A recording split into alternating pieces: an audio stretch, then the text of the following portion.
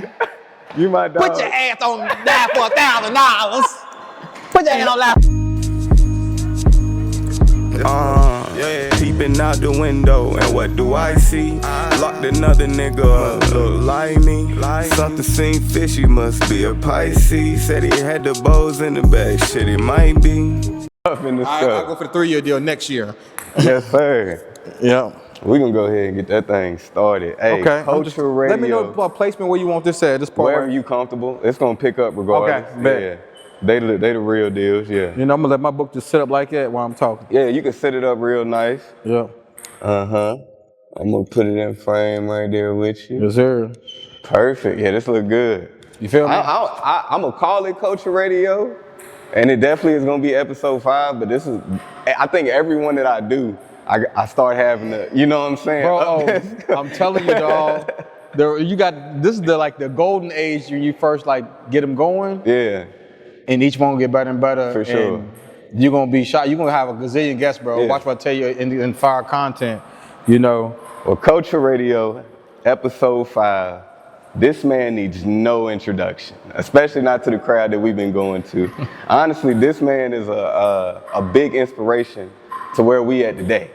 You get what I'm saying? Go do what you gotta do. When they talk like that, I do like this. I'm talking about touring. I'm talking about live stage performing, both acting and comedic work. We got books, and beyond all of that, one thing that I know in order to keep all these things going and keep it genuine, there has to be a real story behind it. Yeah. So we're talking to a man that has really been through something, not just getting up there and performing. I've seen the performance live, and one thing that I could say about it, you just got up there and told us what it was. Told us the story, beginning to end. You know what I'm saying? That's probably the best thing, and the biggest thing that's gonna keep you around and create the longevity in the whole situation. But we got my boy Anthony Train Johnson in the building. I'm talking about one of the GOATs. How you feeling, man? Man, first of all, thank you, Jimmy Too Swimmy. Thank you, Creative Culture. Thank you to your brand, you. I appreciate it. You know what I mean? I'm proud of you. I'm doing great. I'm good. I stay busy. I stay in motion, man. But first of all, glory to God, man, off top. Right. You know what I mean? Thank you, Jesus, for everything. But man, I'm proud of you, man. And I appreciate that. You know, I don't work with everybody because a lot of people just pick up hobbies. It's a hobby to them, and they sit it back down. No, this but is your passion. drive, your drive. I mean, it reminded me of my young drive when I started 10 years ago. And you got it. That's where I want to start though, since you already picked up the ball. Like, talk to me. Where did you start? Did you start off as a comedian? Did you start off walk me through those first days of Anthony Train, not just Anthony, but Train Johnson.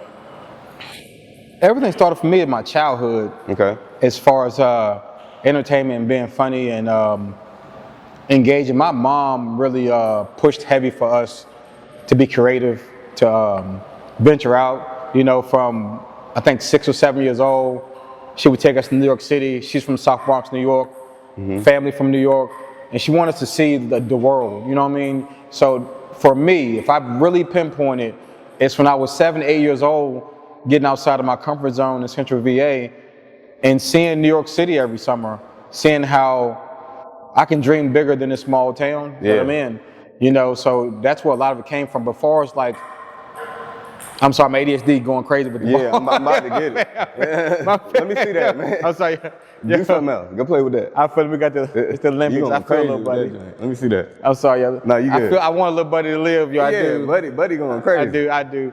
We back. But nah, long story short, man, or short story shorter, you know, from my mother, my family, my whole crew, always was thick-skinned guys, you know, able to dish it out. My crew was, you know, people think I'm funny, but I think that there's a lot of people in my crew that's just as funny or maybe funnier than I am. So for me, it's all childhood, man. It's all about your surrounding. I didn't have my father around. He left when I was like 7, 8 years old. We had really hard times in my childhood, from, you know, living in a single wide trailer where you're falling through the floors, holes in the floors, and rats, roaches, everything you can imagine. And you know, so that a lot of that created comedy in me and created entertainment in me something that I feel like is big. Like, cause everything that you said, somebody might be watching this and be like, man, ain't none of that funny. Like you talk about real, you know what I'm saying? Oh, real times. yeah. You know what I'm saying? So I think being able to turn, I've witnessed it myself. I don't know if it's just a country thing or what. Yeah. But we sit back in those moments, we ain't got a lot, Yep. you know what I'm saying? Yep. And it almost create the best moments. You know what I'm saying? For me personally, the best times of my life is when I ain't have $1 to my name. Yes. Won't nobody looking for me, won't nobody, you know what I'm saying? It was just, everything was about being genuine and being who I was at the time. And I feel like that's kind of what you're getting at. It's because we value people. When you don't have all the material stuff and you don't have the money, all you can value is real life relationships with people. Yeah. You know what I'm saying? That's your main value. So you value the laughs, you know, you value the hard time, you value all of that. So I will say we got a little bit of I don't say advantage, but it helps going through things early. Cause man, we playing with house money now. Yeah. It's all house money now for us, man. Yeah, for me and you, it's house money. You know what I'm saying? Yeah. Well, you know, we didn't seen rock bottom before, so we're not scared about that or worried about that. They made it work with a little bit of nothing. Yeah, exactly. So, Exactly, bro, exactly. Sure. So for me, you know, comedy, entertainment comes from pain, and sometimes people see me and I'm kind of like, you know, I give my serious side a lot. We've been seeing that a lot. We're gonna get to there. We've been seeing that a lot. And I'll tell you why, real quick, I said why. I didn't like the label comedian. Okay. I didn't want to be put in the box as a comedian. One of my biggest inspirations is Jamie Foxx, right? Okay. Or anybody that, you know, or anybody, Flip Wilson, where it really started. Flip Wilson's an old guy from the 70s. Multitude of creative talents and wanting to fulfill my passions, but I didn't want to get put into a box. So I leaned off of comedy for like 2 years straight and kind of got heavier in acting, heavier in podcasting, heavier in public speaking, because I wanted my brand to be shown, oh, this is a entertainer right here. Right. You know what I'm saying? Like we know somebody like Jamie Foxx is funny. Yeah. But you don't call Jamie Foxx a comedian. Yeah. You call him an entertainer. Yeah. So for me, that's why I show people my other sides, you know what I'm saying? And I'm also like I got a low-key spirit in me too. Like we out vibing, chilling, whatever. I don't have to be the center of attention. Like most comedians want to be the center of attention all the time. I don't have to be that. I can get mine off just on the side, you know what I mean? So that's one of the things that I did want to make clear. To dive into your story of what I remember, and this is coming from the show.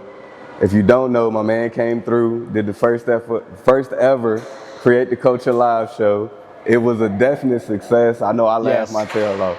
But one thing I remember you saying is that before the fire, you were already still doing comedy, right? Yes. Yeah. But it was a different kind of comedy. Talk to me about that, or where you were in comedy at that point. 10 years ago, me doing stand-up comedy, I was a lot more raw. I was a lot more uncut. I was I was late night comedy. I was, you know, a lot of shock value words and things like that. In those moments, the cursing, the crazy cursing. Did you feel edgy? Or did you feel like you had to do it? You know, in that moment, it felt great. Yeah. In that moment, because I feel like it was the period of time I was in my life. You know what I'm saying? I always loved Christ. I always loved, I was being a regular good guy, but that time in my life, I was younger. I was, you know, outside. And my relationship wasn't as close with Jesus as I thought it was. You know what I mean? So I wouldn't mind going to a night show and talking absolutely insane from jump. Yeah. Any, you know, MF I can say, whatever. And I really care. You know what I'm saying? The more I grew in comedy, I challenged myself to really be funny by cutting the curse words down a little bit, but you still get the curse words in it, you know, you still get them. But I don't drop F-bombs like that, crazy on stage and stuff like that. I wanted to prove that I was funny without leaning on curse words. Yeah, no, you know what I'm saying? As a creator, I think we all go through that. I think we all go, because I think curse words, especially as an artist, they're fillers. You know what I'm saying? Bingo. So for real, I had been challenged by my brother a long time ago, and it wasn't even about the cussing, it was just about being more creative. Yes. You know what I'm saying? Like, if I can't say the F-bomb, I gotta... It's okay. just call Stone. Just pick up the phone. You get locked up. You're not on your own. Remember the name. Just call Stone. Replace that Yeah. with some, you know what I'm saying? I still got to say something. So you know what I'm And you saying? don't want to cut your money off. You get, oh yeah, you cut your money off big time. Like I tell these guys, I got comedians that wanted to keep, they wanted to, you know, be big as whoever. And I would tell them, look, man, you're going to have to learn to be able to, you don't have to, but it'd be great if you learn how to do comedy without, you know, vulgarity. And a lot of comedians like, bro, I don't know how you get out there and don't cuss, but I ain't doing it. And I'm gonna say, that's cool. You still can do how you do. You can, Yeah. but you will cut off your right arm, and that's a whole lot of more income that could have came in. And you spread your brand, you spread your value when you're able to, you know, do clean shows. You know, so I still do nightclub shows. Yeah. And don't get it twisted, y'all. Y'all gonna hear me cuss. Yeah. You will, but I don't be crashing out like I used to. Yeah. You know what I'm saying? It's quality. It's controlled mayhem, if you will. So, but yeah, that's me now, and I feel like it's been amazing, man. You know, from doing things like I'm a regular black guy. I didn't perform for schools. I didn't perform for churches. You'd have been the everywhere. feds. That's the one I say. The feds called me. Yeah. The feds. The feds. The feds. Just to stop you, so police do, you know, and comedy trying shit, to, comedy show. I'm trying to stay in line with. At this point, before the fire, was the area taken to you like that? Was the who? Was the area taken? Because you're like a hometown hero. I didn't interviewed the hometown villain. Appreciate it. Yeah, like, shout out, hood. Yeah. Shout out, yeah. No question. You're like the hometown hero. Before the fire, before you can say that it really hit that breaking point. What was the community taken to you like that? This is what I'll say, man, and I never want to sound boastful, but I was a popular kid. Yeah. I was a popular high school guy, popular middle school guy. I was friends with a lot of different people. I was homecoming prince. I played sports and all that. So automatically, when I started really chasing my dreams, and I was doing that in school too, people already rock with me anyway. Yeah, people. Because I was I was a solid dude, just a real solid dude. I'm genuine to people. You know what I'm saying? So that's the main thing. The people that knew me for a good person saw me kind of taking off with the other stuff, and they're like, all right, I can kind of rock with it, because I did acting in high school.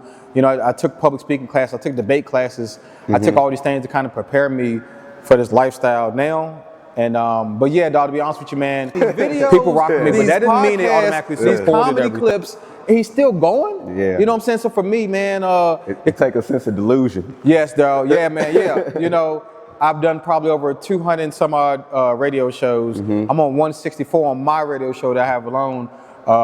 But yeah, the main thing when people at home, and you know it too, because you're consistent with your work, man. If they keep looking at you, you still rocking out here. You still, and you, it becomes a wave, man. So yeah, I'm blessed, man. I didn't expect as much support as I have, especially right now. Even, you know, like the news circus, WSCT reaching out to me, Roanoke News. It's going you know, crazy. I've been on those things multiple times. And, you know, my people that really do big business is like, yo, how much did you pay them for promotions? I'm like, no, they called me, to, you know, to do a show. That's crazy. So I'm thankful for that, man. And that's just the Lord's work. And I'd say this for real, man. I was always doing all right. I went up another level after my experience, my encounter with Jesus, which is in the book.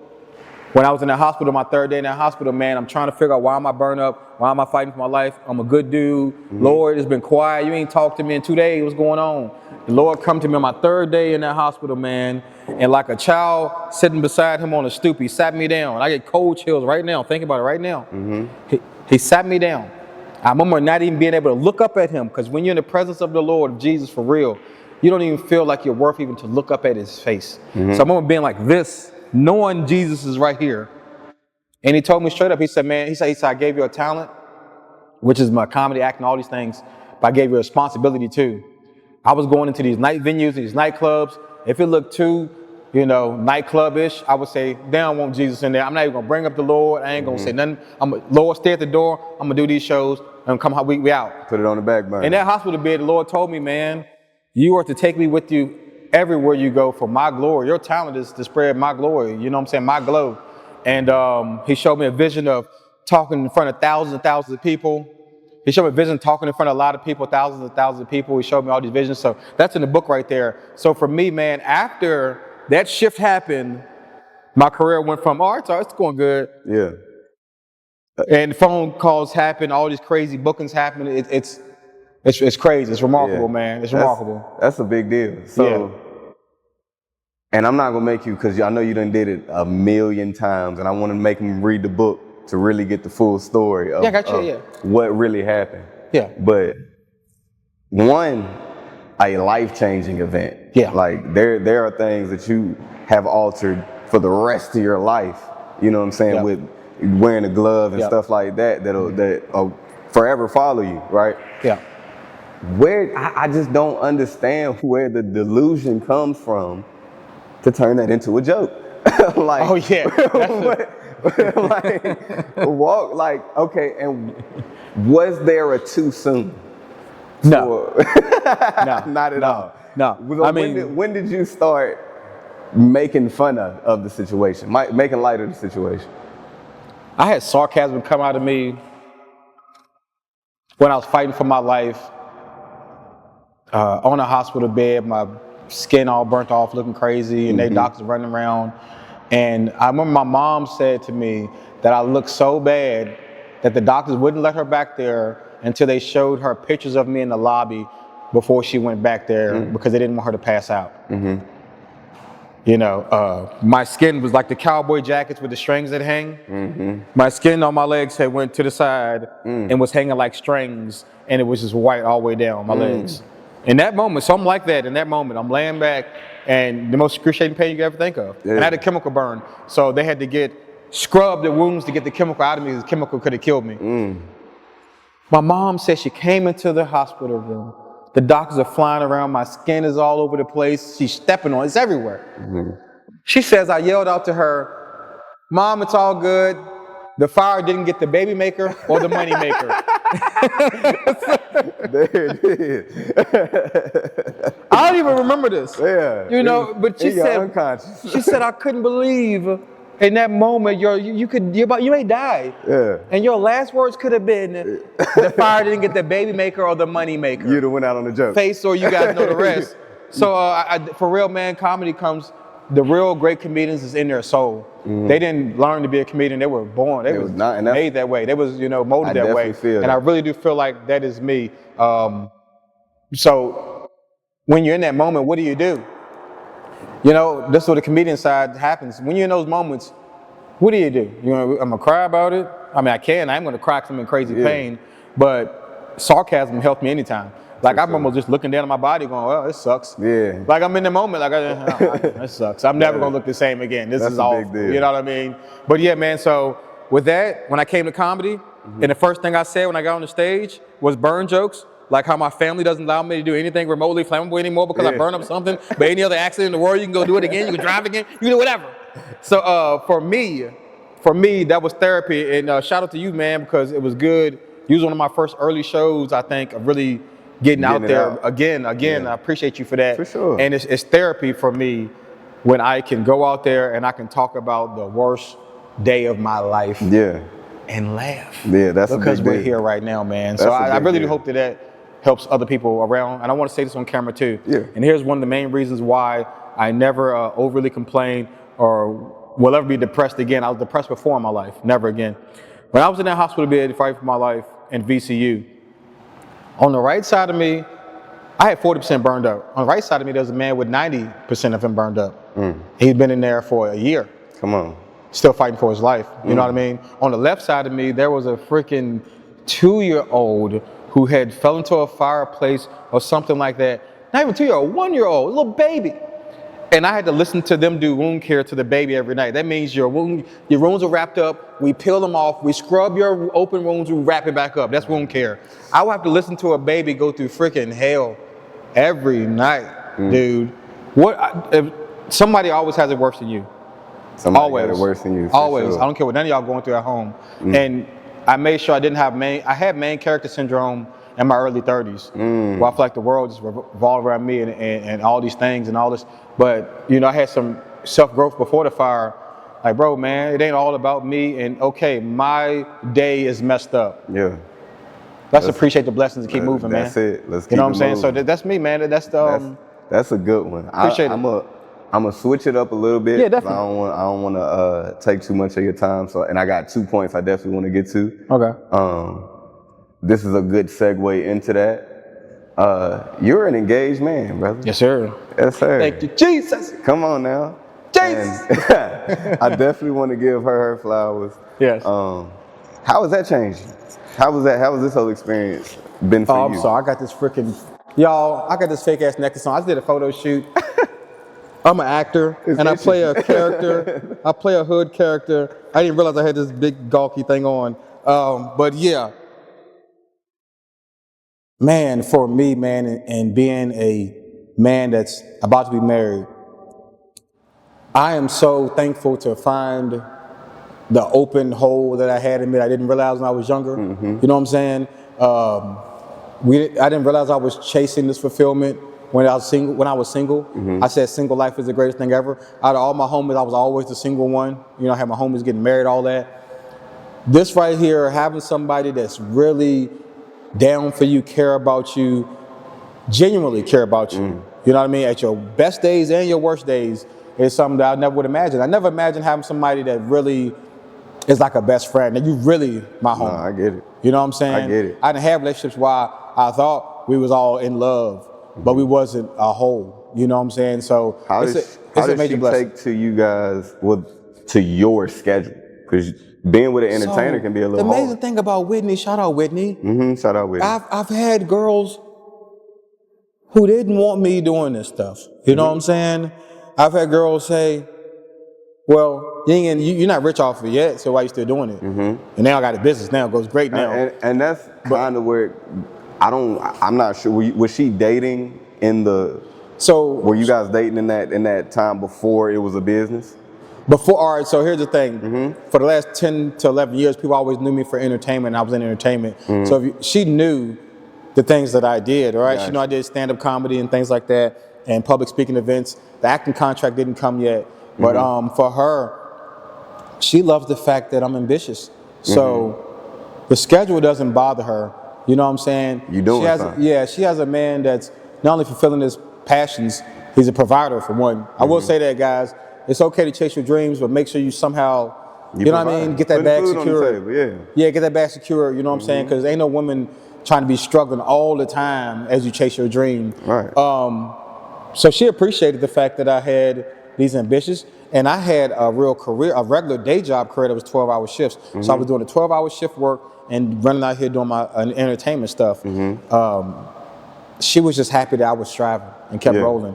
And she's a superhero in her own right. You know, we're like a freaking power couple. Like, she's a rock star in the dental world. She's a rock star EC Glass for a dental program. She's doing things they never had happen. She's winning crazy competitions, changing kids' lives, getting them into the dentist world. So she's like, in a big regard there on her own. So she already get the ambition of, let's go out here and get this, let's go.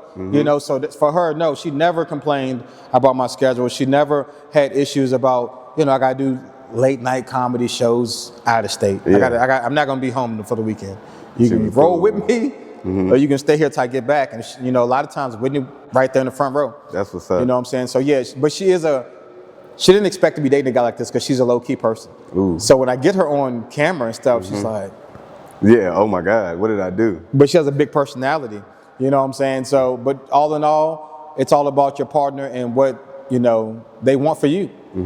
If your partner wants you to make it, they're gonna say, we know this schedule crazy. You, for sure. I could just imagine that. And I mean, I know what you're feeling because I found the same thing. Yeah. And I mean, my schedule is stupid. Oh yeah. So just to be able to come home, because I done been on both sides, I done came home to somebody that ain't feeling it. You know what I'm saying? And be like, well, you need to stick to the bag. And I done been on this side to where, well, look, if this how you rocking, I'm rocking with it too. Yeah. You know what I'm saying? Just make sure, like you said, just make sure home taken care of. Yes. And I feel like, I ain't even feeling, the statistics is there. And I tell her all the time, Okay. It didn't take off until I had that. You know what I'm saying? Yeah, exactly. I couldn't put one in front of the other until it got to the point of I had that back support. You get what I'm saying? Yep. So I feel like definitely that is probably the biggest thing for me. I'm gonna change it one more time because you keep bringing it up, but I've been about him. We got to talk about you guys' connection. And talk to me. Man, Talk you to know me. what? This is what I'm saying. People don't even realize it, but Central VA, and our entertainers and all our guys that work, from Jimmy Too Swimmy, from Daniel Boxdale, from DJ Purple Haze, DJ Showtime, Hollywood. This is the industry. We're in the industry, bro. We're in the industry. We got industry friends. Jimmy can tell you. You know what I'm saying? Some guys, you peace out when you see them, whatever. You might not get no work done. But all in all, man, Daniel, to have somebody, you know, when you're in this lane, in this industry that we're in, to have a real homie. Yeah. Daniel's a real one, man. Daniel wants the best for everybody he works with. And, you know, he's a star in his own right, you know what I'm saying? 3 or 4 tours, selling out the Academy numerous times, being the only dude black is production there, period. crazy. Going out of state, going to DC and selling crazy. Atlanta, all these places we've been to, man. And he puts us at the forefront. He tries to make us stars, man. And he sits back and, you know, he has great vision. He's written so many scripts. He showed me, he said a gazillion scripts written already. So Daniel is, you know, Central VA got talent. He's one of the, you know, guys that got a lot of talent. You know, that's why I made my show Candid Talk, a little plug for that. man. That's why I made my show Candid Talk, to highlight, you know, great minds and great talent in Central VA. So, yeah, man, for Daniel, man, I thank him because he did a couple things that I never thought would happen in my life that I wanted. Being an actor for real, going on tour acting, and being seen on the big screen. A week ago, we just had our documentary premiere at the Academy Arts Theater. I was just about to This bring is that a up. documentary. Yeah. Shout out to Quincy Cunningham. I think Quan helped also produce this. Year long of behind the scenes footage of the up and down dramas, my fire accident, all type of stuff. And I got to see myself on a big screen, whole theater, and I'm there with family, friends, everything. Little drink in my hand, and I'm sitting back and I'm watching my black ass Come on a movie screen with people, in general public. People I don't even know who's watching this. So that's in that moment. Yeah. You got the book. Yes, sir. Arthur now too. You on tour. Yeah. And like you just said, you sitting back with your fiance, Yeah. soon to be wife, watching yourself on the big screen. Never. The ever. 10-year story. Like, and so this is my question though. Y'all, every guy has went through this in entertainment, where you go through the mental ups and downs. Come on. Where you kind of like, you know what? I'm gonna tap out. I'm gonna kind of do something else. I can't believe that I've made it this far in 10 years, going 10 years straight. And it keeps going like this. Zion. Hold on. It keeps going like this. You know what I'm saying? So, yeah, sometimes I sit back, I look at it, it's kind of overwhelming a little bit, but I got the blinders on right now, so I don't fully smell the roses yet. You know what I'm saying? Like, people give me compliments, things like that. You trying to stay focused. I'm locked in, you know what I'm saying? So, it's like you can go, when you know, I'm on Google and ChatGPT and all this stuff, and the titles keep adding up. My most proud thing is that you can pick your phone up and hit Google, and they say this is VA's entertainer, and then Arthur, and comedian, and public speaker, and I got a lot you know, of man, information just from it. and there's so much more to come, and there's so many amazing connections I've made, you know, as a business owner, man, going to these crazy meetings in Lynchburg, and I'm the only black guy there, you know, which is crazy. I want more of us in there, but I've been around the top of the top in Lynchburg, the gazillionaires, and it made me feel like, okay, I'm an alpha, period. So I know how to handle myself in these rooms, and that's how I've been doing, man. So for me, 10 years later, seeing a book beside me, seeing myself on screens and, you know, in other states, you know, like, you know, just billboards, the DC show. We getting called, oh yeah, you're on the billboard in DC. That's oh, you're on crazy. the billboard, I'm not even there. Yeah. It's all that is the glory to God, man. It's the glory to God. It really is glory to Jesus Christ, man. It's staying true to you, staying true to Him, and staying consistent, man. And yeah, I feel great. I feel good, man. I feel like I got so much more to get done. And I also want to shout out behind the scenes folks, Appomattox County, to be a small country town where people can say black people might not get a shot. No, y'all have rode for me in ways I never imagined. They White, definitely black, Republican, Democrat, y'all have rode for me. Running the social media department for an event. The Railroad Festival hosts 30 to 40,000 people on a weekend. And the fact that I can host that and be the MC and be the guy behind the keys, That's a that big feels deal. great. But real quick, what I do love the most is close to my heart is I'm chairman of advisory board of social service in Appomattox County, and I don't even promote that much because I'm grinding. I'm trying to legacy, man. Help really. I'm fighting for a legacy, man. That's it. You know what I'm saying? That's what we all fight. Well, my daddy ain't do it right. He Rolling Stone. He ain't do it right. For sure. So I'm Anthony Johnson Jr. I'm trying to do it for the legacy. For sure. And do it for Jesus, man. For sure. And this will be my closing. My first question I definitely want to ask you. You kind of got into it. Is what is next? Like where are we taking this book? Are you gonna take the book to Daniel, make it a script?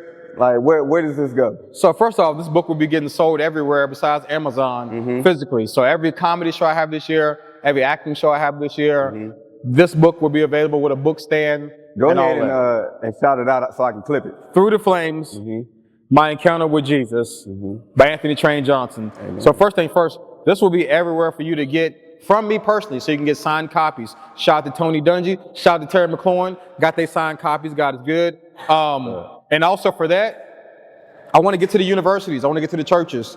You know, I want to sign up to do motivational speaking with this book right here, give my testimony. You know, have the school buy like 60 or 70 of them, 100 of them, give them to their students. Yeah. And that'll be ideal. You know what I mean? I'll come speak. Y'all can buy a certain amount of books to give to y'all students.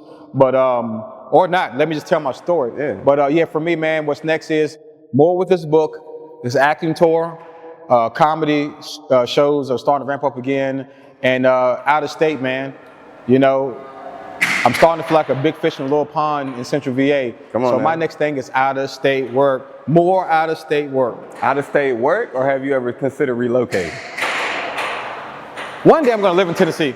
That's it? We already said it. We don't lay to love Tennessee. We already said it. Man, we'll see, you know what? One day, you're good, I'm good, we'll go down there. One day I am gonna relocate. Probably, it might be Tennessee. Yeah. But for now, for me, you know, I can still travel and make this money because I work for myself. I'm not clocking in a day job every day. So I could, thank you, Jesus.